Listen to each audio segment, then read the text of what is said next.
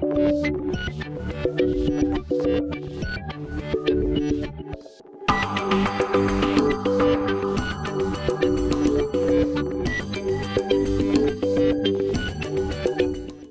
dar inicio, le cedo el micrófono a la maestra Elizabeth Pereira Ruiz, quien fungirá como moderadora en esta segunda mesa de conferencias.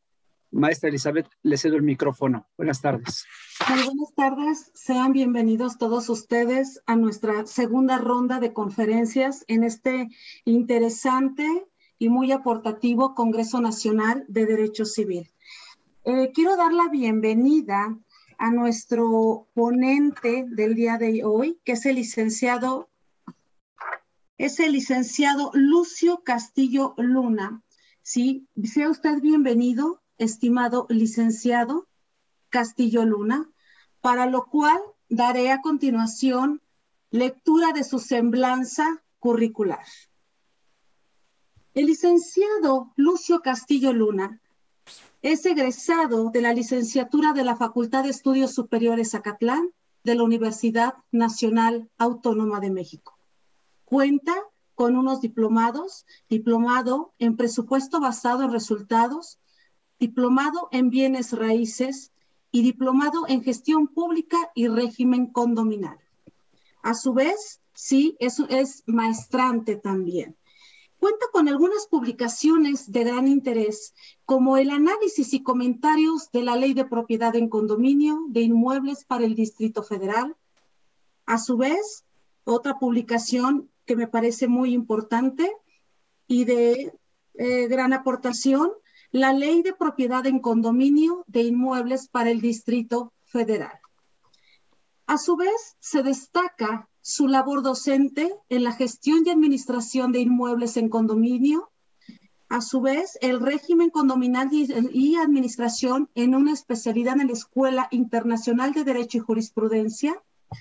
Dentro del Instituto Tecnológico y de Estudios Superiores de Monterrey, sí, se ha destacado por la materia de administración de inmuebles en condominio dentro del diplomado. En la Facultad de Arquitectura de la UNAM, Bienes y Raíces, ha dado un módulo de diplomado, y en el Instituto Nacional de Administración Pública, en la gestión pública y con el tema gestión pública y régimen condominal. A su vez, tiene una gran trayectoria laboral. Ha tenido actividades gremiales en Coparmex, en la Comisión de Vivienda, en Infonavit, en la Comisión Estatal Mixta de Desarrolladores y Constructores de la Vivienda, y entre otras actividades, sí, se ha destacado dentro del grupo técnico para la elaboración de la ley de la Procuraduría Social del Distrito Federal, así como ha formado parte del grupo técnico de comité como técnico de normalización de conocer para la elaboración de la norma técnica de competencia laboral. Tiene grandes habilidades como consultor del ciclo comercial, consultor de reestructuras y desincorporaciones, consultor de atención al cliente, consultor de indicadores de avance e instrumentos de evaluación y desempeño. A su vez, ha tenido diferente experiencia y gran aportación en su campo laboral y se ha desarrollado como director jurídico de MADCOM de México. A su vez, como director de corredores y administradores inmobiliarios de la Secretaría de Desarrollo Económico del Gobierno del Distrito Federal. Sin más por agregar, le cedo el micrófono a nuestro ponente, el licenciado Lucio Castillo Luna, para que desarrolle el tema derechos y obligaciones de los propietarios en el régimen condominal. Sea usted bienvenido, licenciado. Maestra Pereira, muchísimas gracias por esa presentación.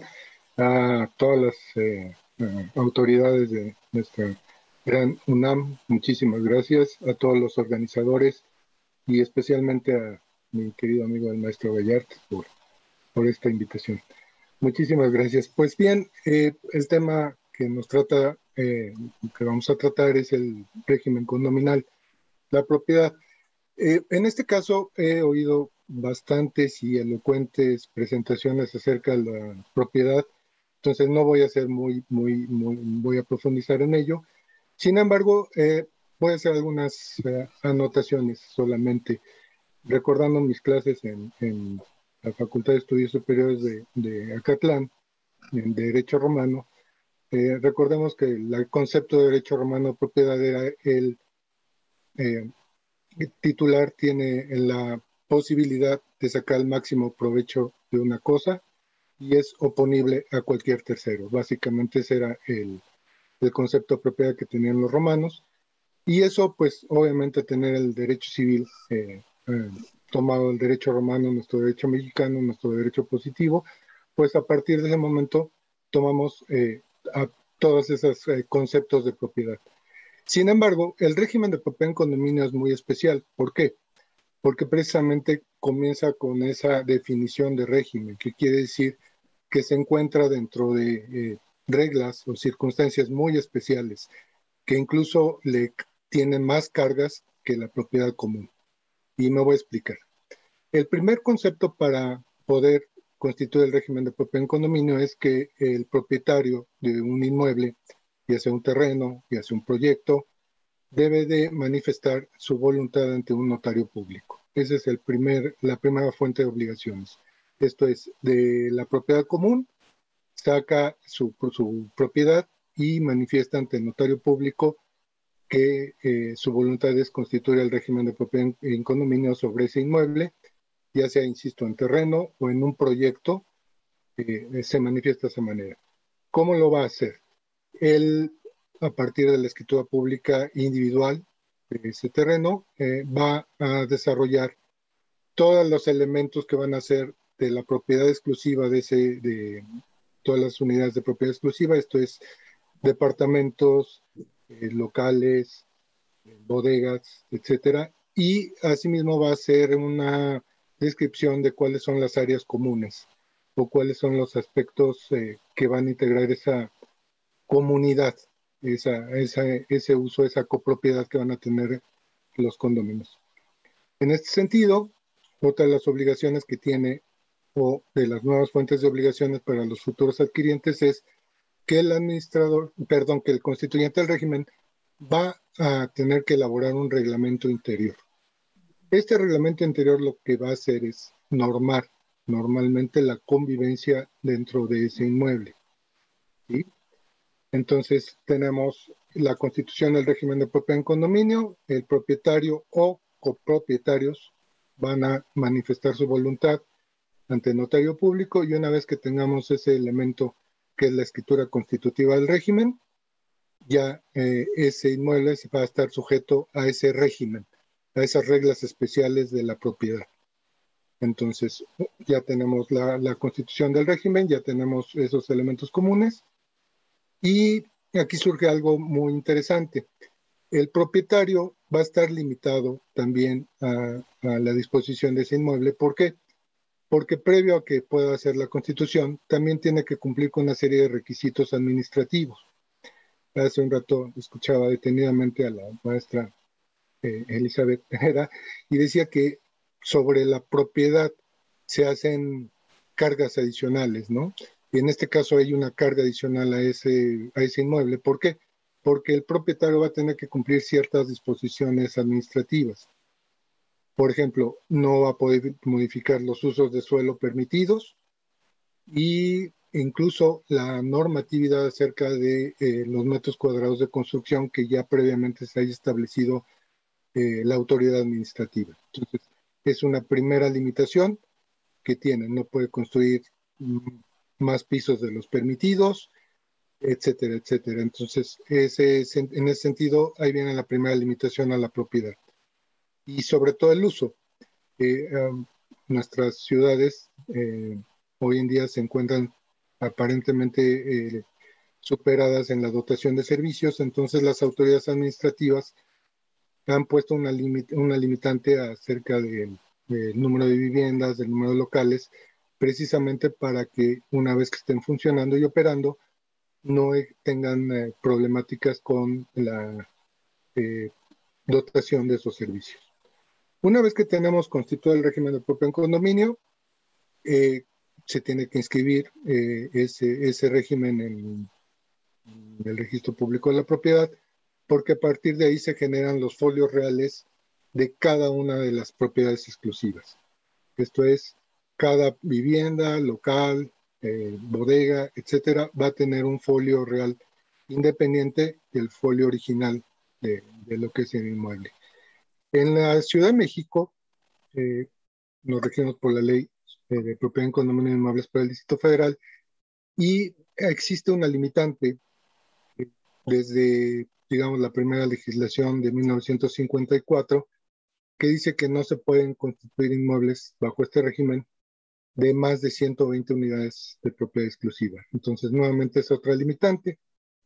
Sin embargo, ha habido una solución al respecto y entonces, cuando se van a constituir más de 120 unidades privativas, lo que se hace es un conjunto condominal. Esto es, se hacen diversos regímenes de propiedad en condominio y se van a tener en el número, digamos, tengamos 1000 unidades privativas, bueno, se dividirá en hasta 120 esos regímenes de propiedad en condominio. Y esa es la forma en que operan, ¿no? Y pongo ejemplo un inmueble muy emblemático de la Ciudad de México, que es el World Trade Center. Ese inmueble se encuentra dividido, está constituido bajo el régimen de propiedad en condominio. Y si mal no recuerdo, cada 3 o 4 pisos es un régimen de propiedad en condominio. Y a partir de ahí se integra el conjunto condominal, que es el inmueble, que a la vez existen otros condominios dentro de ese complejo, como es la parte del Poliforum, el área de exposiciones. Entonces van haciendo conjuntos condominales para la administración. Entonces, nuevamente, aquí ya llegamos a la constitución del régimen, ya tenemos al propietario originario que constituyó esa forma de propiedad y comienza la parte de la enajenación de esos inmuebles. ¿Qué pasaría si no enajena este propietario ningún inmueble? Mientras él no enajene ninguna de esas propiedades exclusivas, incluso puede revocar su voluntad y extinguir el régimen de propiedad en condominio sin ninguna consecuencia, ¿sí? Pero una vez que este propietario enajenó una sola unidad de propiedad exclusiva, ya no podría revocar ese régimen. Para extinguirlo, tendría que entrar a los mecanismos de las asambleas condominales, a las cuales me referiré un poquito más adelante. Entonces, una vez que se van integrando los nuevos condóminos, se van adquiriendo, ¿no? A través de compraventas, donaciones o la forma jurídica que ustedes deseen, pues ya se encuentran estos propietarios, que a la vez son condóminos, sujetos a una normatividad adicional a la propiedad común. Esto es, van a tener cargas adicionales, obligaciones y derechos adicionales. Por ejemplo, les comentaba que tienen que observar ellos, así como sus habitantes, las disposiciones del reglamento interior del condominio. Y, por ejemplo, también van a tener que usar las áreas comunes para su uso y destino establecido en la escritura constitutiva. Esto es, en algunas ocasiones se encuentran áreas comunes, áreas verdes, y de repente, pues, como ejemplo, una persona desea utilizar esa área verde como estacionamiento, pues definitivamente no lo va a hacer porque el destino originario de esa área era un área verde y tendrá que cumplir, independientemente que pueda estar transgrediendo otras normas de carácter ambientales o normas administrativas. Entonces, estos condóminos y sus habitantes tendrán que cumplir esa serie de obligaciones de observar ese reglamento interior. Aquí viene después una obligación adicional a los condóminos, pues viene una carga que son las áreas comunes. Las áreas comunes son todos esos elementos que nos sirven a todos los condóminos y que no podemos dividir, ¿no? Las escaleras, el terreno, los elevadores, las paredes, los techos, se vuelven la proporción de mi indiviso con respecto al inmueble. Me explico. En una construcción vertical, cada uno de estos viviendas locales va a tener una proporción de indiviso. Esto es, esa porcentaje proporcional al total del inmueble. Y eso también está definido en la escritura constitutiva. A partir de ese indiviso, el propietario va a tener una obligación proporcional también para sufragar una serie de gastos, que son las cuotas ordinarias y cuotas extraordinarias de mantenimiento. Entonces, entre más grande sea mi inmueble, entre más metros cuadrados tenga mi inmueble, va a ser más alto mi proporción de indiviso, y en esa proporción también voy a estar obligado a contribuir con los gastos para el mantenimiento de ese inmueble. Pero ¿de qué manera lo vamos a hacer? No podemos tener decisiones unilaterales, y para eso la ley estableció que tenemos que convocar a una asamblea general de condóminos, y primeramente tendríamos que nombrar a los órganos de control de ese condominio. En este caso es el administrador, para el caso de la Ciudad de México es un comité de vigilancia, y para las diversas entidades de la República existen las mismas figuras o equivalentes. Entonces es un administrador, y por eso los defino como los órganos de control, que van a ser quienes se encarguen de vigilar que el administrador esté cumpliendo con los acuerdos de asamblea. Aquí viene un tema muy interesante, y que incluso sé que lo va a tocar la maestra que me va a preceder, porque el condominio, la asamblea de condominios, no configura una persona jurídica. O sea, no tiene la asamblea de condominios, y el condominio en sí mismo no se constituye como una persona jurídica. En consecuencia, tienen o han tenido una serie de problemas históricos respecto a la parte administrativa del inmueble. Pero bueno, entraré ahorita a lo que son las asambleas. Se convoca una asamblea de condóminos, y por mayoría simple, en la mayoría de los casos, se van a elegir a estos órganos de control, que es el administrador, que puede ser un administrador externo o un administrador condómino, así lo ha definido la ley. Condómino es que, siendo propietario, desempeña esas funciones, y el profesional, que es el que no pertenece a la comunidad y que se le contrata para desarrollar esa actividad. El comité de vigilancia necesariamente tienen que ser integrado por condóminos, pues existe el interés propio de la naturaleza de la propiedad para vigilar que el administrador esté cumpliendo con sus obligaciones.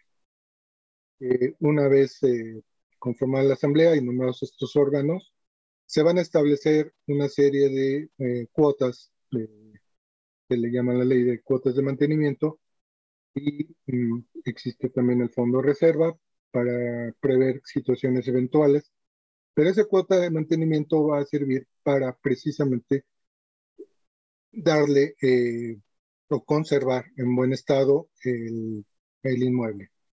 Sin embargo, por experiencia se los comento, ese fondo de mantenimiento no se ocupa para el mantenimiento, y me voy a explicar. Se utiliza para el gasto corriente. Esto es, para el gasto del pago de los sueldos, de la vigilancia, el pago de los conserjes que se tiene, o del personal que se tiene en la limpieza, pero realmente el mantenimiento pocas veces se da. En este caso, el mantenimiento existen dos desde el punto de vista técnico, que sería el preventivo y el correctivo. Esto es, para evitar que el inmueble sufra deterioro, tendría que tener ese fondo para estar revisando, por ejemplo, cimientos, impermeabilización, que evitarían un perjuicio más grande posteriormente.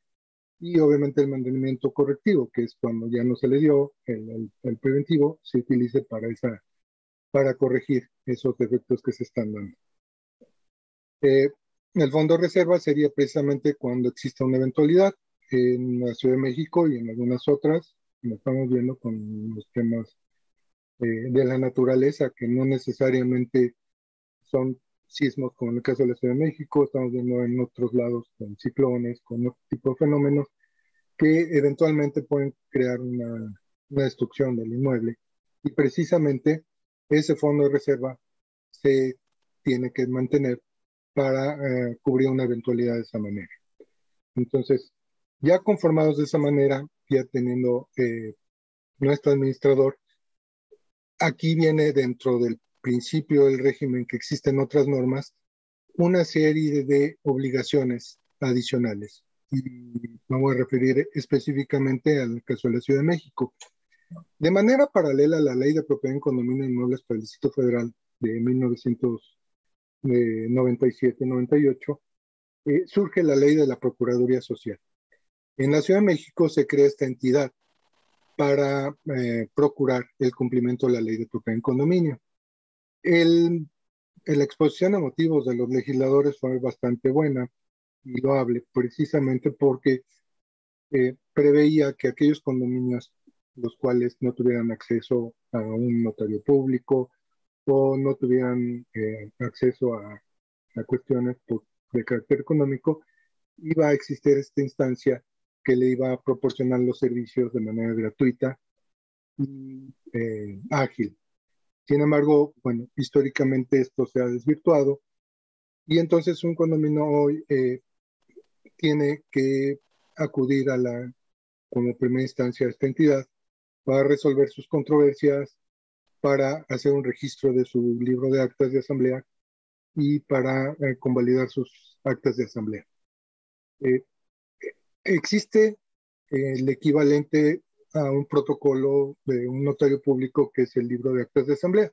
Y precisamente para evitar o para prever que los condominios no tuvieran un gasto adicional, se previó que este libro, un libro en blanco, digámoslo así, fuese registrado ante esta entidad, todas las hojas, y cada vez que se utilizara para celebrar una asamblea, esta acta se asentara en ese libro y por tanto tendría la misma validez que si ese documento se llevaba a un protocolo notario público y obviamente con un menor costo. Hoy en día eso no funciona, hoy en día esta entidad pues ha hecho una serie de problemáticas y de una rigurosa revisión a estos documentos, cosa que desde mi punto de vista ni siquiera se encuentra en todas sus atribuciones, y esto ha complicado. Entonces, una propuesta general para mí sería que la ley de propiedad en condominio retomara esa parte civil que originalmente tuvo, ¿no? En 951 el Código Civil, que todavía existe, es el primer antecedente del condominio y obviamente era una situación eminentemente de derecho privado, de derecho civil, y todavía la ley de 1954, que se llamaba la Ley de Propiedad y Condominio de Inmuebles Divididos en Pisos, Viviendas y Locales, que traía eminentemente el carácter civil, la Ley de 1972, que fue la ley sobre el régimen de propiedad en condominio de inmuebles para el Distrito Federal, que se promulgó precisamente por ese detonante que fue el Infonavit de que constituir o construir inmuebles en la ciudad bajo este régimen eran legislaciones eminentemente civiles. Hoy que incluso desde el artículo primero se denominan que son de orden público, interés social e irrenunciables, pues lejos de ayudar a los que viven en ese régimen, desde mi punto de vista los han perjudicado. Entonces, para mí sería muy importante retomar ese carácter civil. Esto es, si un condominio tiene una posibilidad, o un condominio tiene una posibilidad de acudir con un notario público, pues que lo haga, que constituya ahí que elabore su protocolo, que lleve a cabo su acta de asamblea y se acabó, ¿no? Muy rápido. Y si no tengo las posibilidades económicas, bueno, tendría que esperarme a que la entidad me resuelva. Otro requisito, por ejemplo, que desde mi punto de vista se están sobreponiendo, son cargas adicionales para los condominios, es la limitación que en muchas legislaciones están dando a los términos de los administradores. En el caso de la Ciudad de México, está limitado a que el nombramiento del administrador sea hasta por 3 años. Y si es por más de ese término, ya no puede ser el mismo administrador. Entonces, nuevamente está limitando esa voluntad de los condóminos. Esto es, si me está funcionando el administrador, ¿por qué, por qué lo voy a cambiar? ¿Por qué voy a hacer que deje de prestar sus servicios? Es mi voluntad que siga. Y no, pues la ley nos dice no, solamente hasta 3 años y posteriormente en periodos no consecutivos, ¿no? En este caso, también hay otra carga adicional, otras obligaciones para el condomino, que es que si yo soy administrador, sea condomino o sea externo, tengo que tomar cursos, tengo que certificarme y esos cursos y certificaciones, pues desde luego tienen costo. En este sentido, pues ningún condomino aparte quiere serlo, porque pues aparte de sus actividades personales y de su problemática interna dentro del propio condominio, pues todavía tendría que llevar a cabo las actividades de administrador y tomar esos cursos que implican para ellas, pues, distraer sus actividades personales con todo esto. En este sentido, son nuevamente obligaciones adicionales a esta forma de propiedad. Y uno de los puntos que, insisto, escuché que lo va a tratar en la ponencia siguiente, pero sí, cuando menos sentar la base, es el tema fiscal, porque, como les comenté, el condominio no constituye una persona jurídica, no está reconocido. Entonces, este condominio, una vez que tiene su acta de asamblea y tengo el nombramiento del administrador, cumplí con todos los requisitos, voy a cualquier institución bancaria y no se me permite abrir una cuenta ni de ahorros, ni de cheques, ni de ninguna naturaleza. ¿Por qué? Porque no es una persona jurídica. Existen algunos estados que ya lo reconocieron, pero desde mi punto de vista no reúne el condominio ninguno de los atributos del, de la persona, ¿no? No hay un patrimonio, no hay un domicilio, no hay un nombre, que precisamente son los atributos de la persona. Y nuevamente es una carga, una obligación adicional de condominio, pues en algunos casos han estado optando por constituir asociaciones civiles paralelas a la administración condominal para que estas administraciones, para que estas asociaciones sean las que puedan cumplir con esas obligaciones de índole fiscal. Una vez que constituyó la asociación civil, los integrantes del condominio también en paralelo forman parte de esa asociación y esta asociación es la que puede aperturar una cuenta bancaria, puede hacer los pagos de los servicios, puede hacer incluso recepción de las cuotas y enterar la parte fiscal. Esto normalmente a los condominios que no tienen esta disposición, pues les crea un problema muy complejo, porque en la vía práctica normalmente el comité de vigilancia, ¿no? Junto con el administrador, apertan una cuenta a nombre de ellos de manera colegiada, de firmas colegiadas, pero para el tema fiscal, pues son ingresos, ¿no? Ingresos de esa cuenta, y a la hora que estos ingresos no sean justificables, eh, van a tener un problema en el caso de alguna auditoría. Pero bueno, al final habrá que buscar opciones de no sé, constituir de manera paralela alguna forma en la ley que permita al condominio acceder a una administración o un mecanismo más ágil en ese sentido. Y bueno, uno de los temas que a mí me llama muchísimo la atención es que a partir de todas estas experiencias históricas, pues todas las personas o la mayoría de las personas que vivimos en ciudades nos hemos tenido que adaptar a esta forma o este régimen de propiedad en condominio porque pues no existen ya pues ni las extensiones de terreno para construir casas independientes e incluso a veces por temas de seguridad, ¿no? Se opta por esta esta propiedad, pero me parece que es un tema cultural que tenemos que seguir adaptándonos, que tenemos que seguir eh, asimilándolo. Y pues nuevamente con la pandemia acabamos de tener una nueva forma de adaptación.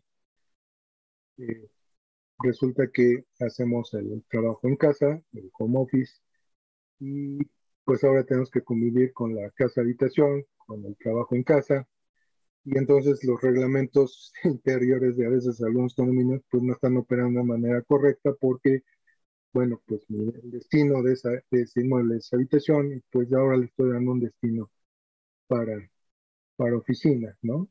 Y ahí surgen los problemas internos. ¿Por qué? Porque imagínense que yo estoy haciendo mi trabajo de oficina, y se quedaron los chicos dentro del inmueble y terminaron sus clases y pues están haciendo el ruido que no me permite desarrollarme, ¿no? Desarrollar mi trabajo. O incluso si tengo necesidad de hacer una reparación que en mi reglamento me dice que puedo hacerla en días y horas hábiles, esto es de lunes a viernes, de 9 a 18 horas, y yo estoy en trabajo y de repente que el vecino y empieza a hacer reparaciones, pues hay un producto ahí complicado, ¿no? Porque la propiedad del condominio implica más allá de la que es la mera propiedad. O sea, si yo tengo un problema con un objeto, con algo, un bien mueble, y este no funciona, bueno, no pasa nada, me puedo esperar, ¿no? Que pasen 10 días, 5 días, no importa, tiene solución.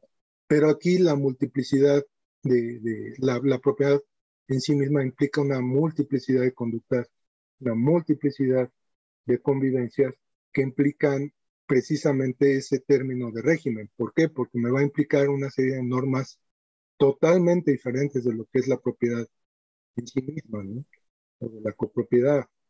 Tenemos, insisto, el tema del uso del suelo, tenemos el tema de, de medio ambiente, tenemos una serie de limitaciones que no me lo van a permitir. Entonces, la convivencia, desde luego, en casa-habitación, pero, ojo, no es exclusivo de la casa-habitación, ¿no? Existen condominios de carácter comercial que tendrán también sus problemáticas totalmente diferentes, ¿no? Hoy en día, pues, estos condominios pues tienen que tener una situación diferente para el control de ingreso de los clientes de los que son condóminos. Entonces tiene que haber una adaptación y una serie de convivencias y tal vez de fricciones que desde mi punto de vista pueden ser muy salvables, siempre y cuando como personas seamos empáticos y seamos, pues, nos tratemos de adaptar y de aceptar que las cosas están evolucionando y están cambiando. Pues de mi parte sería cuanto, maestra Elizabeth, y Muchas pues quedo gracias. a sus órdenes para cualquier comentario. Muchísimas gracias por su enriquecedora y excelente exposición, estimado licenciado Lucio Castillo Luna. Un placer verle. Y vaya, bueno, la cual seguramente esta interesante aportación permitirá a nuestros asistentes una mayor comprensión sobre este tratado y esperamos al final sus dudas y sus preguntas. Muchas gracias, licenciado. A sus órdenes.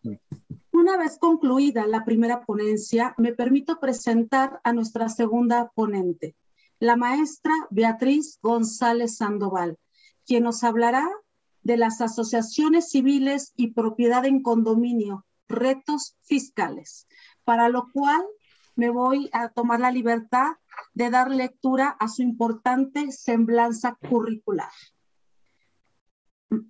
La maestra Beatriz González Sandoval es abogado por la Escuela Libre de Derecho. Es maestra en Derecho por la Universidad de Houston Law Center. Diplomada en Arbitraje Comercial Internacional en la Escuela Libre de Derecho y la Cámara de Comercio Internacional. Abogado certificado por la Barra Mexicana de Abogados. Mediadora condominal. Fue subcoordinadora del Comité de Derecho Internacional y Comparado por 4 años. conjuntamente con la Academia Mexicana de Derecho Internacional Privado para la Barra Mexicana de Abogados. Impartió el diplomado en materia de propiedad en condominio en la Barra Mexicana de Abogados. Ha sido abogado director de González de Pucheu y Asociados, con 20 años de experiencia en materia de propiedad en condominio y administrativo. Se ha desarrollado en materia civil, corporativo e internacional.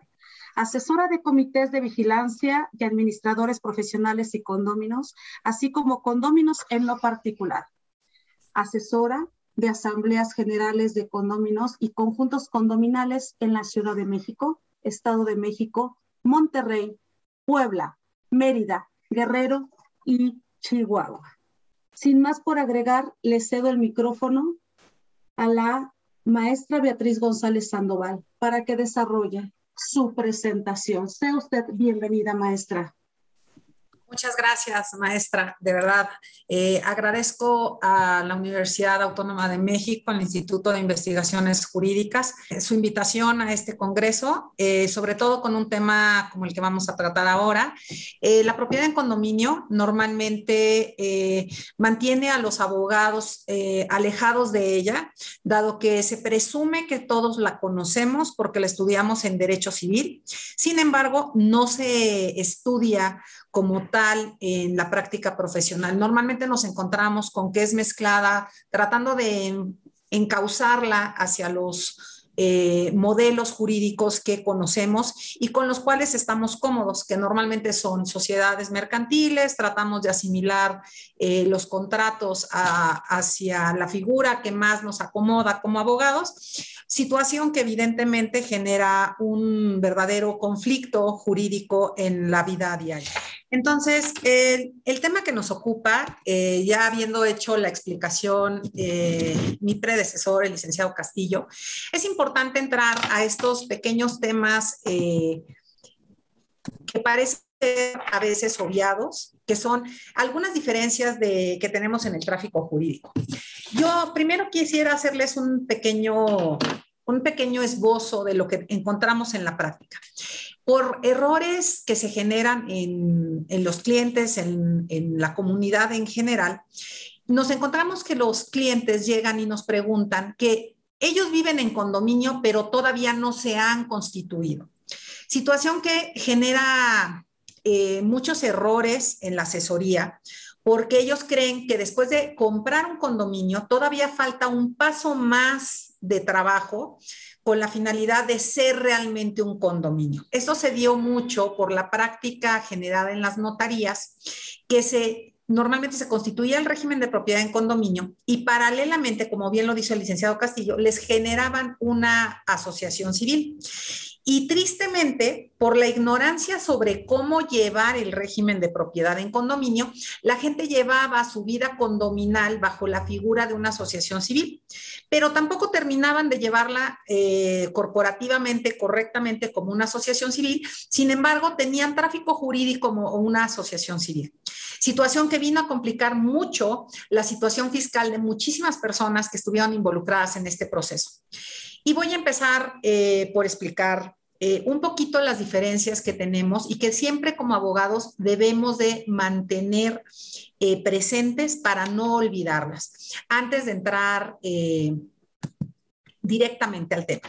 Primero que nada, hay que tener muy claro, los dos esquemas, tanto las asociaciones civiles como el régimen de propiedad en condominio, son de origen del Código Civil. Ambas están debidamente previstas ahí. La diferencia es que la ley de propiedad en condominio nos viene a hacer una ley especial que regula todas las relaciones jurídicas vinculadas con esa nueva modalidad de la propiedad. A mí me gusta siempre explicarle a mis clientes y a todos mis alumnos que la propiedad en condominio es el momento ideal donde ustedes van a ver realizados todos los elementos del artículo 27 constitucional y van a ver que el régimen condominal se imita partes del régimen establecido para la propiedad privada y la propiedad social, que esboza debidamente el artículo 27 constitucional, que posteriormente nos va a explicar porque las contribuciones a los beneficios generales que se tienen que hacer se van a hacer a título de presupuesto y no etiquetado. O sea, es exactamente como se prevé para el tema de los impuestos. Más adelante veremos que tampoco admiten excepciones personales ni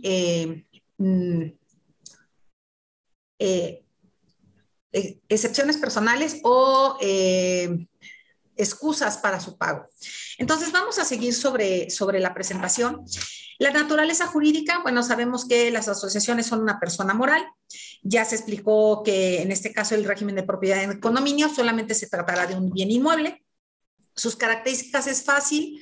Las asociaciones civiles necesitarán de una constitución necesariamente ante notario, donde participen de forma libre por lo menos 2 personas. En el régimen de propiedad en condominio, la participación es automática una vez constituido el régimen. Por la mera adquisición de la propiedad, uno forma parte de la comunidad condominal. No es un acto volitivo más allá de la adquisición o enajenación del inmueble.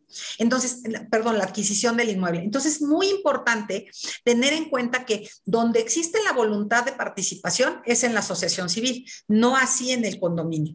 Y a veces han mal llevado los objetos sociales y las reglas de participación en las asociaciones, donde a la gente les llegan a decir que ellos por la adquisición son automáticamente asociados en una asociación condominal, situación que es falsa. El 17 constitucional es muy claro, la asociación es voluntaria. Y si usted no es parte de la asociación y no lleva el trabajo corporativo de incorporación, nadie lo puede obligar a pagar nada a una asociación civil. Por el contrario, los condominios tienen por ley la obligación de contribuir a las cargas del inmueble. Y estas cargas, como dije hace un momento, no pueden ser excusadas en ninguna forma. Por eso es tan importante el tener muy claro la separación jurídica de estas dos figuras. Por el tráfico jurídico, hoy vemos que lo que eran condominios de 3, 4 y donde se podía guardar el mantenimiento de limpieza, de seguridad, a lo mejor en una caja chica, hoy vemos que hay mantenimientos hasta de millones de pesos. Por mi práctica profesional hemos visto ya hoy por hoy condominios que manejan unos presupuestos hasta más de 60 millones de pesos, situación que evidentemente desbordó la posibilidad que tenían antes los comités de vigilancia de manejar internamente los mantenimientos. ¿A qué voy? Tradicionalmente, los comités de vigilancia se unían con su administrador y abrían una cuenta bancaria. Ahí se depositaban los mantenimientos y se manejaba por medio de firmas mancomunadas. Las declaraciones de impuesto se tuvieron que evolucionar para que las personas físicas pudieran acreditar que esos ingresos no eran ingresos y se señalara debidamente en el rubro correspondiente que se tratan de cuotas de mantenimiento y por lo tanto no son ingresos para efectos del impuesto sobre la renta. Con la evolución de estos presupuestos, evidentemente ya tener cuentas bancarias con estos montos, evidentemente se volvió inmanejable. Como una respuesta a esta situación y también a que por error se habían estado constituyendo estas asociaciones civiles donde les estaban dando el régimen tradicional de ley, la autoridad hacendaria vino en respuesta de todos los problemas, obviamente fiscales, en los cuales se metieron, modificando primero que nada el artículo 76 de la Ley del Impuesto sobre la Renta. Al modificar el artículo 76 del Impuesto sobre la Renta, tenemos ahora asociaciones civiles. Estoy adelantando la presentación porque esto más o menos ya lo había esbozado el licenciado Castillo y no quería yo ser reiterativa con ustedes. Se modifica el artículo 76 de la Ley del Impuesto sobre la Renta, se le añade una fracción 18 y se incluyen ahí a todas como asociaciones civiles no contribuyentes, aquellas que manejan cuotas de mantenimiento o manejan fraccionamientos. Se les reconoce que este tipo de cuotas ya pagó impuestos y por lo tanto no pertenecen nuevamente a volver a tributar. Entonces ahora estas asociaciones civiles ya son muy comunes en el mercado, de hecho muy necesarias, y normalmente hay un manejo errado de las mismas por no revisar la legislación fiscal. Aunado a la modificación del artículo 76, fracción 18, vinieron otras reglas, tanto en la ley del impuesto del valor agregado y más adelante con toda la emisión de CFDIs, un cúmulo de disposiciones que nos dieron el marco jurídico para la forma correcta en la que deben de ser contabilizadas las cuotas de mantenimiento, tanto por el administrador profesional como por las asociaciones civiles. Es importante señalar que lo que voy a explicar ahorita, en muchas partes también se aplica a los administradores profesionales que dan de alta o registran las cuentas donde se encuentran como pagos de una copropiedad. Entonces, primero que nada, quiero dejar sentado con ustedes que la relación entre una asociación civil y un condominio no es porque la asamblea de condóminos diga que ahí van a pagar. Esa es la obligatoriedad interna del condominio. Pero la asociación civil debe de contar junto con el condominio un contrato de prestación de servicios de administración condominal. Mucha gente utiliza malamente la denominación de que se encuentran vinculadas, porque el objeto social dice que solamente le va a prestar servicios al condominio y el condominio tiene una asamblea. Perdón, señores. Los vínculos jurídicos se deben de documentar apropiadamente y las obligaciones se establecen en los contratos. Entonces, en este caso particular, el vínculo debe de ser un contrato de prestación de servicios de administración condominal, donde con mucho detalle se establezca cómo va a operar la asociación civil.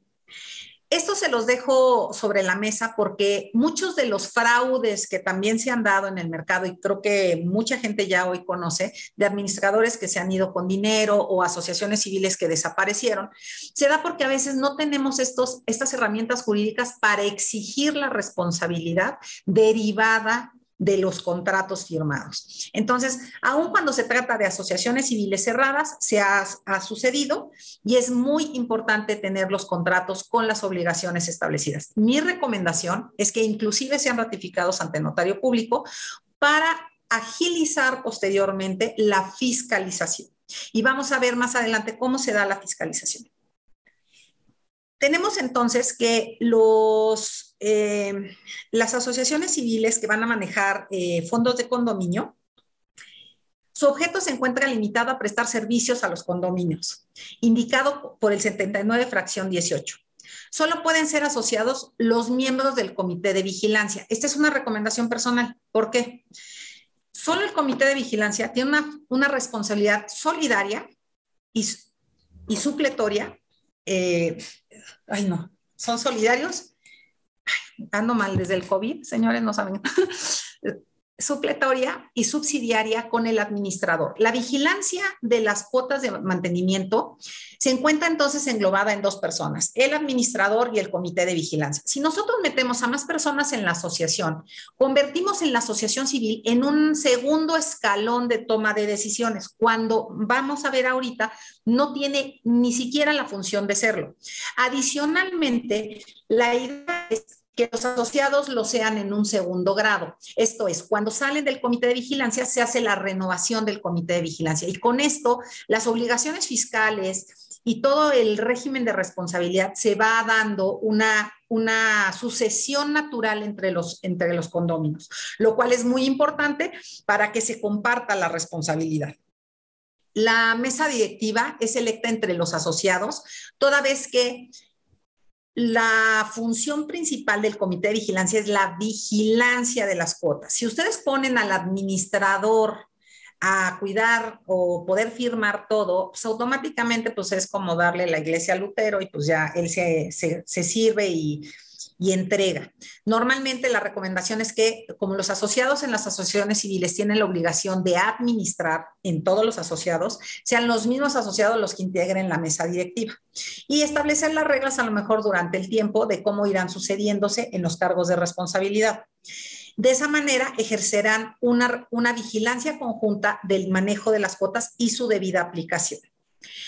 Es muy importante establecer que el patrimonio de la asociación civil jamás estará integrado por las cuotas que administren de los condóminos. Este, señores, es el punto medular de todas las asociaciones civiles. El dinero que ustedes aportan a las asociaciones civiles jamás integra patrimonio, porque ustedes no se lo están entregando a la asociación, porque la asociación no ha dictado que paguen ustedes una cuota. Ustedes no son asociados. Ustedes le están pagando a su administrador, porque como lo dijo el licenciado Castillo, el administrador y las obligaciones de los condóminos están internas dentro del condominio. Entonces, ustedes cumplen sus responsabilidades como condóminos pagándole al administrador en la cuenta designada. Pero no hay un ingreso para efectos de la asociación civil.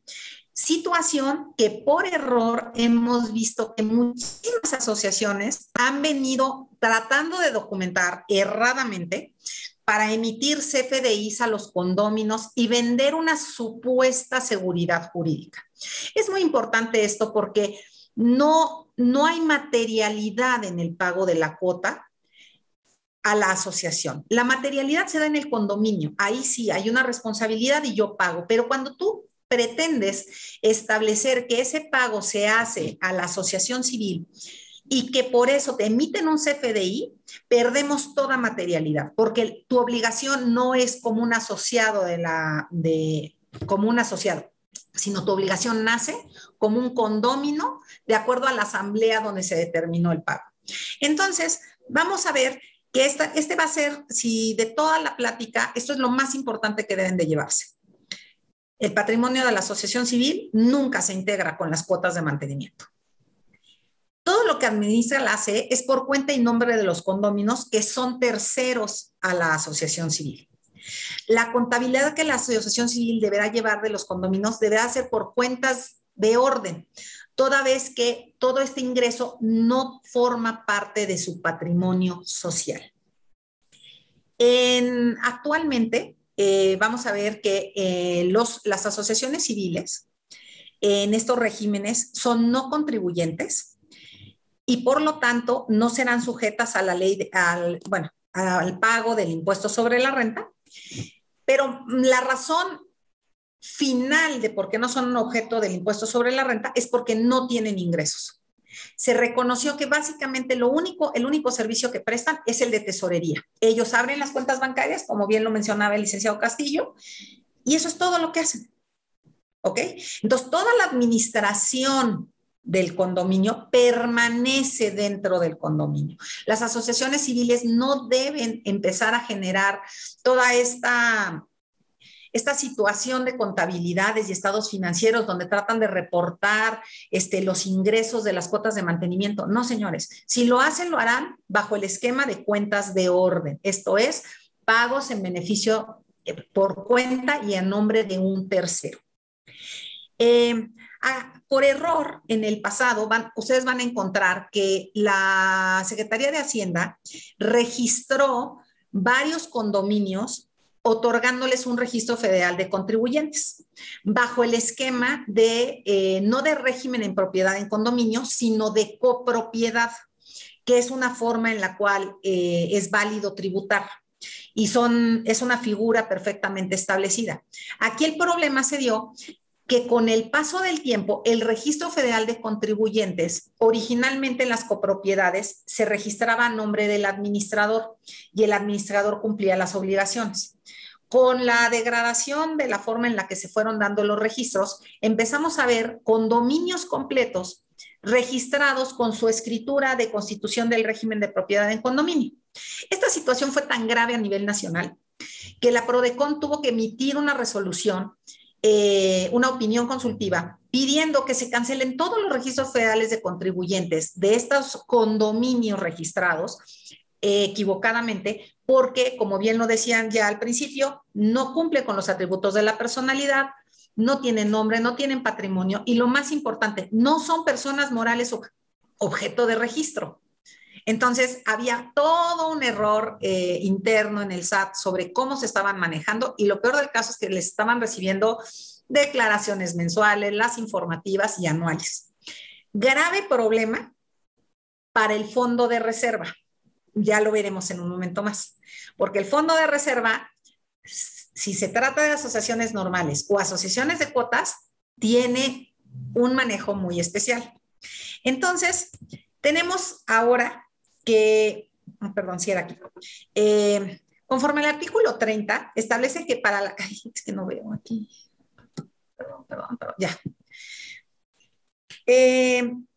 Para la realización de las actividades por las que paguen dicho impuesto, utilicen inmuebles sujetos al régimen de propiedad en condominio, podrán deducir la parte proporcional que les corresponda de los gastos comunes que se hubieran realizado en relación con el inmueble, siempre que además los requisitos que establece la ley.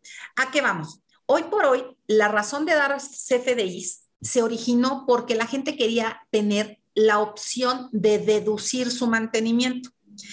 Craso error, porque como lo hemos estado viendo, el mantenimiento ya pagó impuestos, viene de tu bolsa. Es como querer deducir lo que pagas en jabón para lavar tu casa.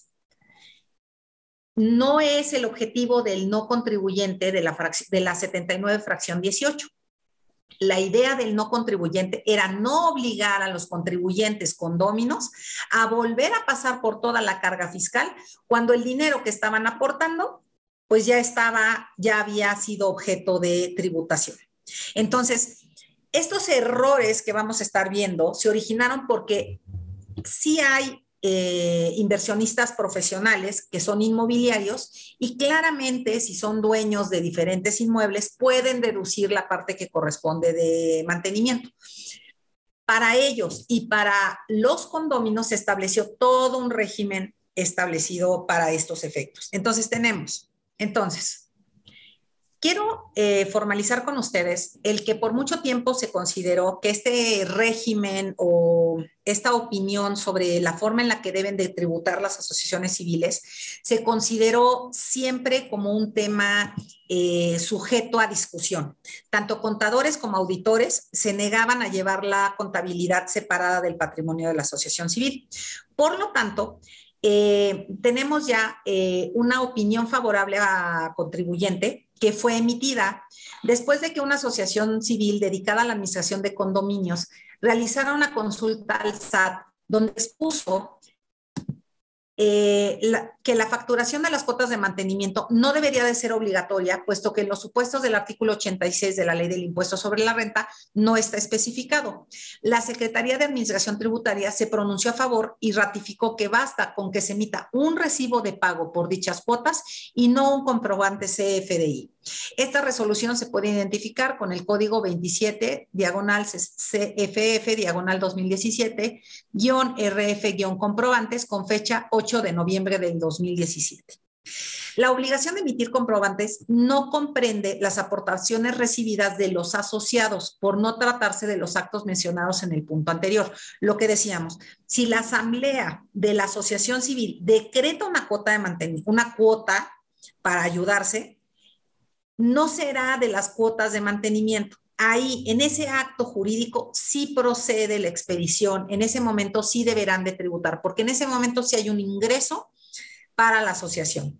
Las cuotas ordinarias y extraordinarias aportadas por los condóminos son fijadas como una obligación mediante la Asamblea General de Condóminos, derivadas de la Ley de Propiedad en Condominio de Inmuebles para el Distrito Federal. Por tanto, no tienen la naturaleza de una contraprestación o retribución por la recepción de un servicio, ya que el objeto de estas cuotas es cubrir los gastos de mantenimiento comunes al condominio. Las cuotas de mantenimiento, recuérdenlo siempre, formarán parte de esa copropiedad y será aplicado al inmueble como parte de la copropiedad, porque se utiliza en las áreas comunes, de donde todos son copropietarios de acuerdo a su indiviso.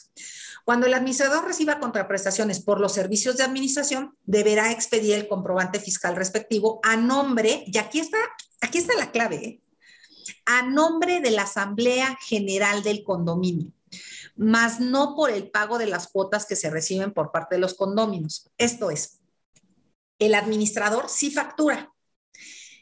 La asociación civil, suponiendo que estuviera dando un servicio de administración, emitiría una factura solo por los servicios que preste como administradora. Pero desde el punto de vista contable, tenemos el patrimonio del condominio y el patrimonio de estas asociaciones administradoras. Recuerden que ahorita este criterio es resolutorio tanto para los administradores profesionales que tienen sus propias asociaciones civiles y prestan el servicio, como las asociaciones civiles exclusivas de cada condominio. Entonces, por eso la razón del CFDI. Y quería hacer esta pequeña precisión nada más para que no se creyera que hay un error de exposición. Los administradores de inmuebles sujetos al régimen de propiedad en condominio no deberían seguir emitiendo CFDIs por el cobro de cuotas de mantenimiento, pues estarían generando un ingreso ficticio y los receptores de dichos comprobantes no le deben dar un efecto fiscal de deducción. ¿Ok? Les voy a explicar nada más un punto muy puntual aquí. Lo peligroso para los condóminos que pagan a la AC de un administrador profesional es que en el momento en el que ese dinero ingresa y se le emite un CFDI, ingresó al patrimonio del administrador. Es como si se lo hubieran entregado. Ya no es propiedad del condominio jurídicamente. Y si todavía peor, ese administrador paga impuestos por ese CFDI, por ese ingreso, automáticamente el dinero ya no le pertenece a los condóminos. Y eso ha sido fuente de muchísimos fraudes.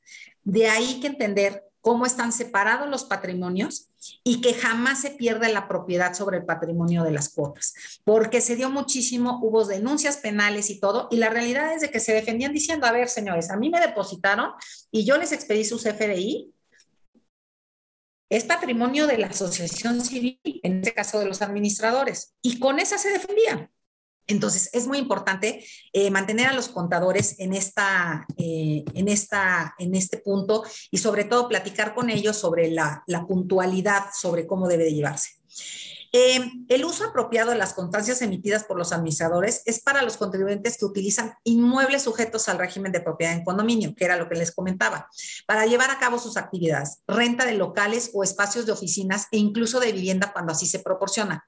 Podrán deducir la parte proporcional que les corresponden de los gastos que realizaron en dicho inmueble, siempre y cuando recabe del administrador los comprobantes relativos a los gastos de conservación y mantenimiento, que son los gastos comunes.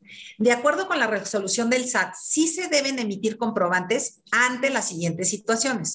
Las personas morales con fines no lucrativos que tributen en título tercero de la Ley del Impuesto sobre la Renta, además de las otras obligaciones previstas en la norma legal, de acuerdo con su numeral 86 fracción segunda, tienen la obligación de expedir y recabar los comprobantes fiscales exclusivamente respecto de realización de los siguientes actos jurídicos: enajenaciones y erogaciones que efectúen otorgamiento del uso o goce temporal de bienes o servicios prestados.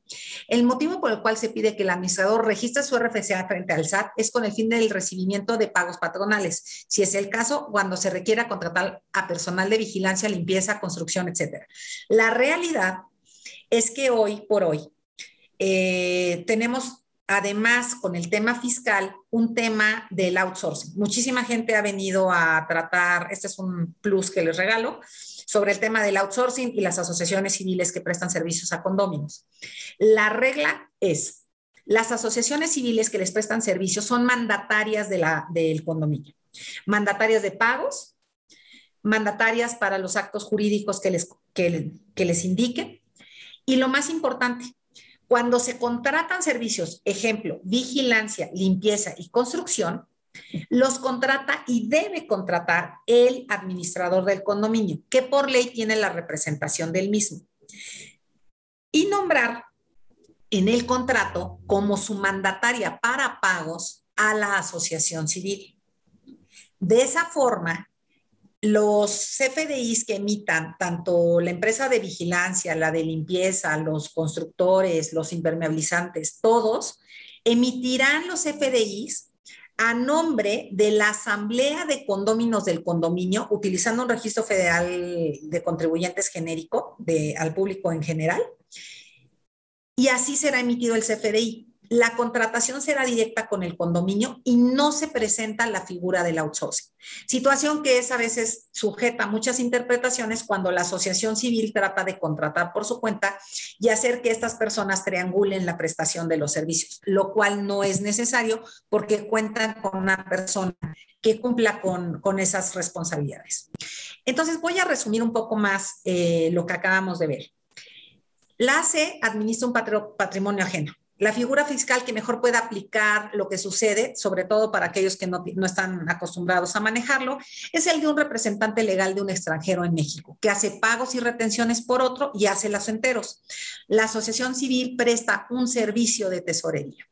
El régimen propiedad en condominio no debe obtener un RFC, aún en los estados donde esto es posible, dado que la responsabilidad fiscal recaerá en todos los condóminos que no tienen el control de la contabilidad del condominio. Y no les platico ahora que se ha criminalizado toda la parte fiscal. Los FDIs que recibe la ACE deberán estar expedidos al público en general y no utilizando el RFC de la ACE, toda vez que no es un servicio prestado por la asociación civil, sino al condominio, para ser pagado con sus recursos por conducto de la asociación civil. Por las características de la contabilidad existente de la auditoría, se ha acordado que es más conveniente un atestiguamiento reflejando la aplicación de los recursos de las cuentas de orden y comprobantes existentes.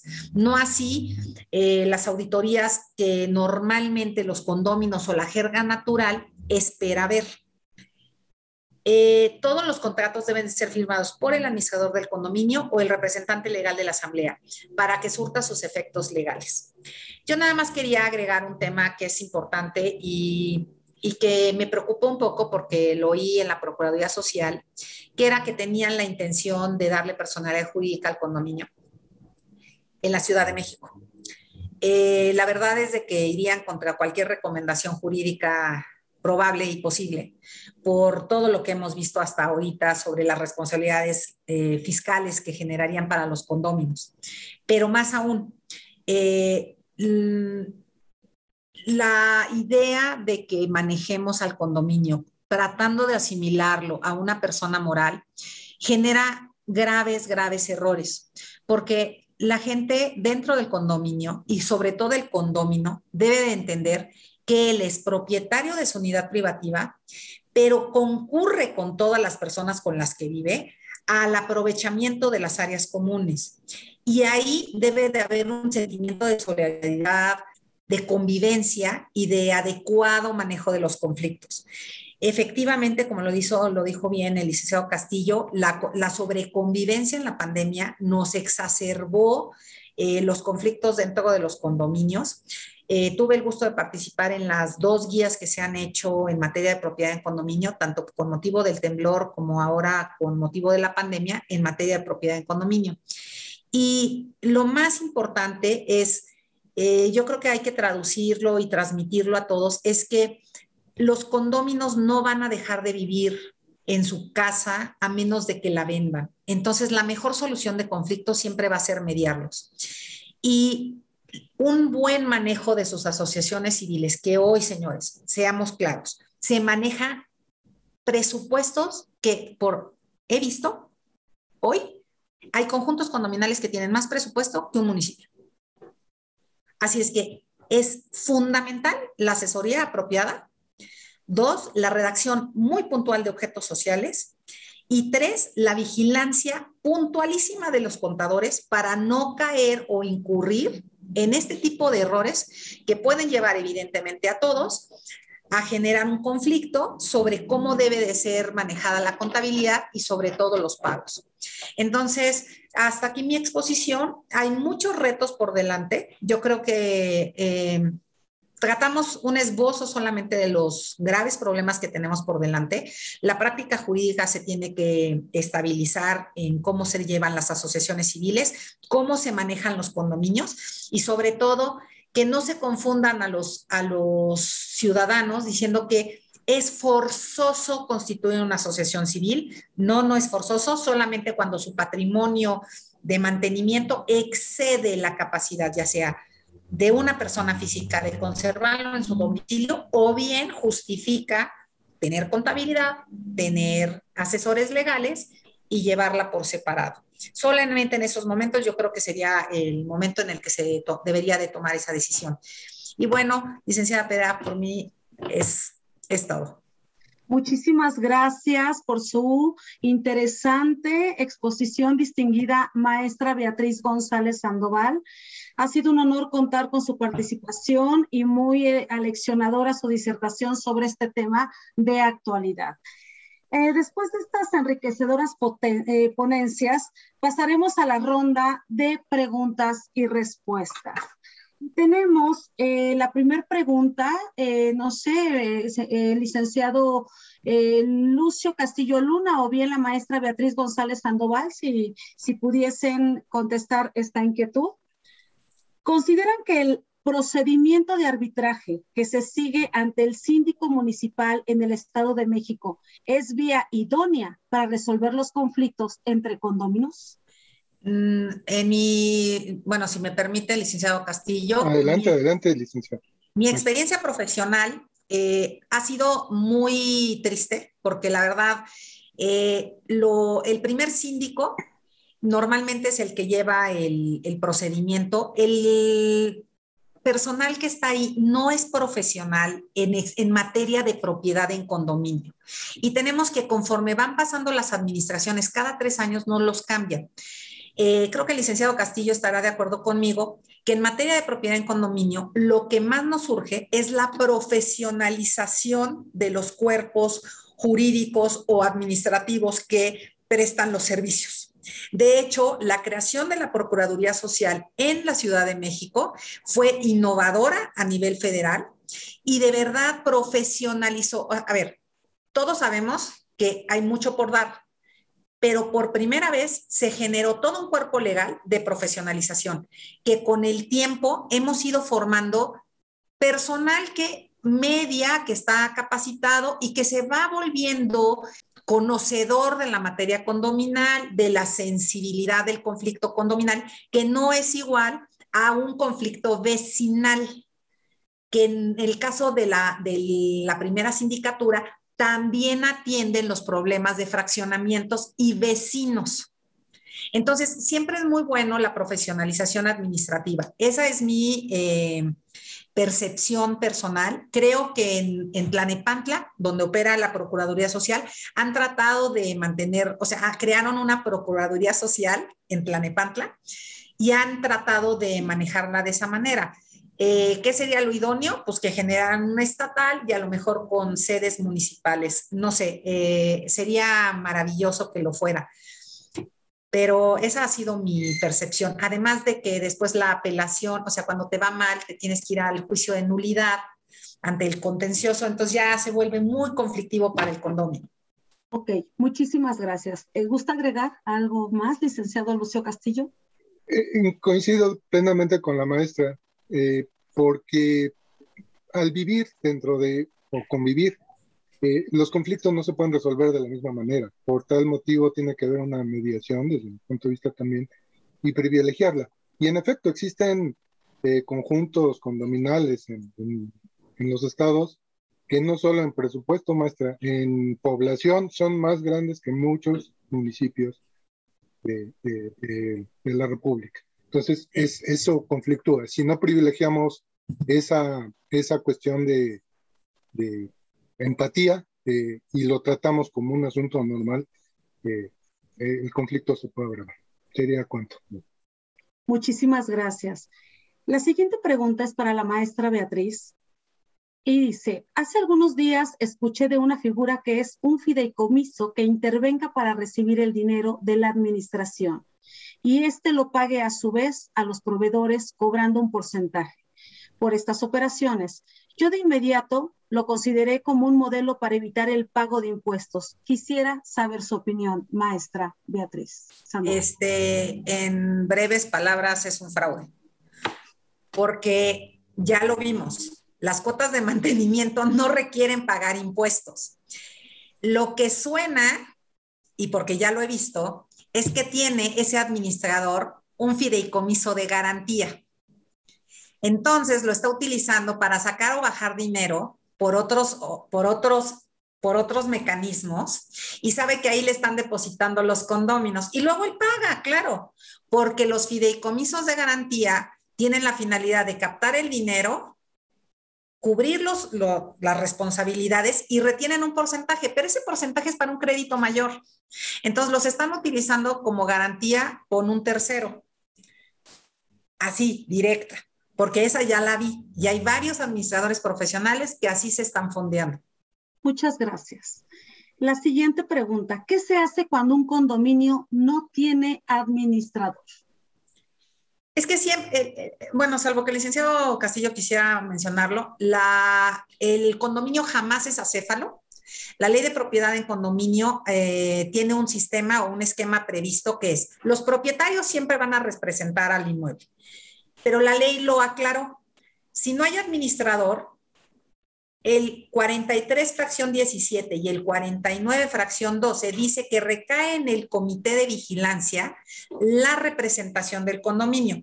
Ya hay criterios de la Corte sosteniendo que es correcto y es perfectamente correcto. ¿Qué harían? Ellos pueden reunirse, celebrar una asamblea y nombrar a su primer comité de vigilancia de emergencia para tratar de llegar a eso. El licenciado Castillo no me dejará mentir. La noción del primer acto de constitución de asamblea del condominio era tan conflictivo que por eso le cedieron a la Procuraduría Social la posibilidad de acreditar las convocatorias, porque nos peleábamos sobre si íbamos con un juez, si íbamos con el notario, que si era el 25%, que si era el 20%. Entonces, Ciudad de México pueden acreditar convocatoria el 20% de los condóminos y la Procuraduría Social, en uso de sus facultades, les va a expedir una convocatoria. 2, fuera de la Ciudad de México, ante notario público o ante juez, dependiendo de la legislación, porque, ojo, es local, hay que revisar lo que dicen los reglamentos municipales. Puedes acreditar convocatoria con el 10, 15, 20, 25, o sea, varía mucho. Entonces, esa sería mi recomendación. Sí, el comité de vigilancia, aunque sea viejísimo, se los digo de verdad, y tenga que resolver algo de inmediato, puede representar al condominio. Ahora, ¿cuál es lo correcto? Regístrense ante la Procuraduría Social, nombren administrador y continúen su vida adecuadamente, porque el administrador sin constancia ante Procuraduría Social no se puede ostentar ante terceros, pero internamente sí. Entonces, la búsqueda es de que tratemos de vivir en la legalidad, ¿no? Como condóminos exigiendo que se registren y como abogados asesorando hacia el registro cuando es presente, ¿no? Hay algunas, todos los municipios piden el registro del administrador y del libro de actas. Nadie lo hace. Y se hace ante la secretaría del presidente municipal. La siguiente pregunta para la maestra González Sandoval. En su opinión, ¿quién o qué órgano debe conseguir la materialización de las cuotas de mantenimiento en beneficio del condominio? ¿Cómo? No entendí. En su opinión, ¿quién o qué órgano debe conseguir la materialización de las cuotas de mantenimiento en beneficio del condominio? A ver, las cuotas de mantenimiento en cualquier organización normal condominal tendremos a un administrador. Ellos van a pagar, pero la vigilancia siempre estará en manos del comité de vigilancia y el administrador deberá de aplicar. Lo que no tenemos como práctica condominal en México y que yo siempre he propugnado, inclusive con los organismos de vivienda, es que se deben de formar a las personas que van a ingresar a vivir en condominio. Primero, sus obligaciones y derechos. 2, que el pago de sus cuotas de mantenimiento la van a decidir en asamblea y se convertirá en una obligación propter rem, que su inmueble la va a acarrear. Y 2, que deben de participar en estas asambleas porque ahí se vota el uso y destino de las cuotas. Y será el administrador o el comité de vigilancia quienes vigilarán que efectivamente se materialice en el condominio, firmando los contratos de mantenimiento, de limpieza, de seguridad. Espero que se haya aclarado la duda. Muchas gracias. Una pregunta más para la maestra Beatriz. Hablamos de fraude mediante fideicomisos. ¿También existe relación para lavar dinero mediante el mal manejo de las administraciones? No te oí. Hablamos del fraude mediante fideicomisos. ¿También existe relación para lavar dinero mediante el mal manejo de las administraciones? Sí, tristemente, por esa razón, las asociaciones civiles que manejan cuotas de mantenimiento, adicionalmente a toda la documentación que deben de llevar, deben de mantener un registro de quiénes son sus condóminos y también copias de los contratos de arrendamiento, porque en una fiscalización posterior hay depósitos en efectivo y normalmente lo que hacen es que van identificando los pagos solamente por un número identificador de centavos o le ponen en la referencia el número de departamento. El tema es cuando son las cuotas extraordinarias, que pueden ser punitivas o son muy altas. Ahí es donde tenemos el mayor rango de fraude, porque son operaciones en efectivo. Efectivamente, somos en asociaciones civiles de cuotas actividades vulnerables.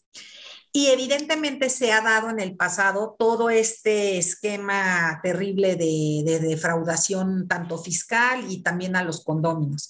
Entonces, lo que yo recomiendo es mantener muy vigilados a sus contadores y que cada año en la asamblea condominal se rinda el informe de las cuentas de orden, como lo señalaba en mis conclusiones, con un atestiguamiento hecho por un auditor de que efectivamente cuál era el presupuesto, cuáles fueron los pagos, que se tengan los contratos y finalmente cuánto fue el remanente, que creo que les quedé a deber lo del remanente.